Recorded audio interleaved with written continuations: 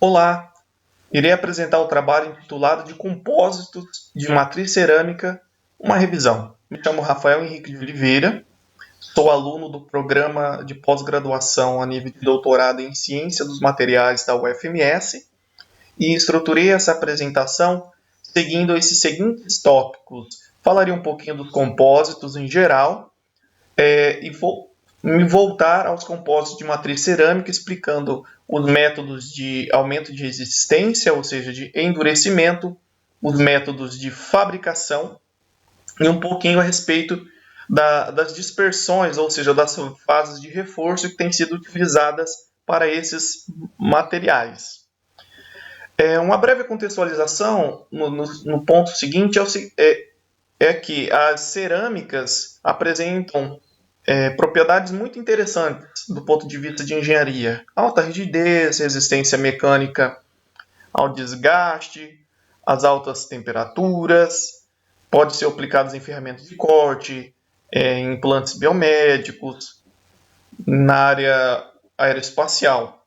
Contudo, elas possuem algumas limitações do ponto de vista de resistência à fratura, quando se fala em impactos e atração. Portanto, surge a necessidade do desenvolvimento aí de novos materiais. Portanto, os compostos eles surgem aí como alternativa para que a gente consiga aproveitar essas propriedades que a cerâmica possui e dá-las um aumento na sua resistência mecânica para que possam ser aplicadas em projetos aí que requer alta tenacidade. Nós temos vários tipos de compósitos que podem ser estudados, como reforços com partículas, com fibras, reforços estruturais e nanoreforços. Do ponto de vista das matrizes cerâmicas, os reforços com fibras e com nanoreforços têm sido bastante utilizados nos últimos anos. No que se refere ao mecanismo de endurecimento, nós temos esse primeiro trabalho que foi publicado em 2004, que fala a respeito das primeiras evidências dos mecanismos de tenacificação. Ok? Foi feito um estudo do ponto de vista de uma matriz de alumina reforçado com nanotubo de carbono. Aqui está a imagem por microscopia eletrônica. Foi feita uma nanoindentação para introduzir as trincas controladas nesse elemento.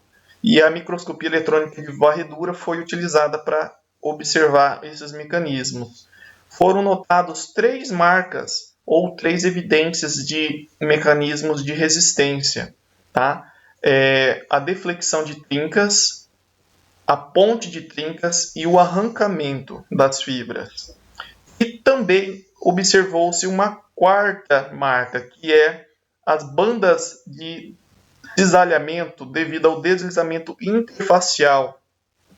E isso mostra que o material reforçado com nanopartículas, nanofibras, sobretudo, produz, no caso aqui em questão, devido a esse quarto mecanismo, tolerância a danos multiaxiais. Os 3 primeiros mecanismos são comuns no uso de micro-reforços de fase fibrosa, nesses tipos de matriz. E usando na escala nanométrica, a gente observa esse quarto aqui, que é o deslizamento interfacial. Diversos tipos de nanocompósitos na escala nano têm sido estudados. Tá? No ponto de vista de reforços na fase fibra, a gente tem baseados em carbeto de silício, carbono, alumina, molita. Tá? Mas as fibras de carbono estão entre os elementos de reforço de maior desempenho investigado. Desde que os primeiros relatos de seu uso em matriz cerâmica foram publicados aí na década de 60.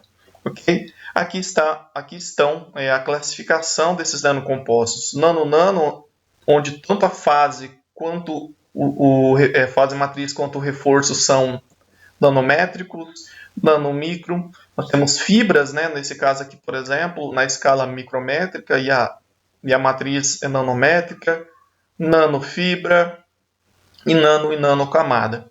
A maior parte dos trabalhos tem se concentrado nesses tipos de nanopartículas aplicados às matrizes cerâmicas de alumínio, entre outros aqui.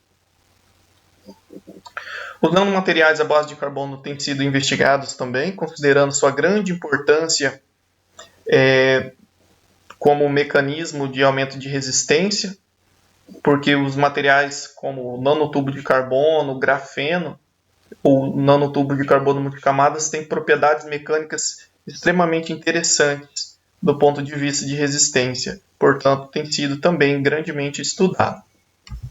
Os métodos de fabricação se resumem na infiltração de precursor por deposição de vapor químico, ou slurry infiltration, que é uma reação in situ, tá?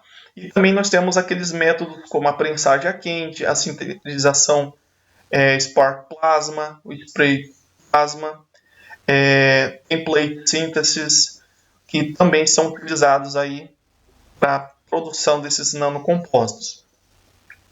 Um fato interessante os métodos aqui produzem nanocompostos com propriedades diferentes entre si. Portanto, a gente tem compostos que são produzidos por diferentes métodos e estes apresentam propriedades que são dependentes desse tipo de cada tipo de processo empregado e do tipo de material utilizado.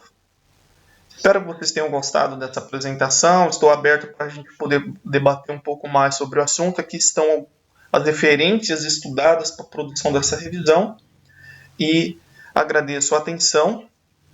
Um forte abraço.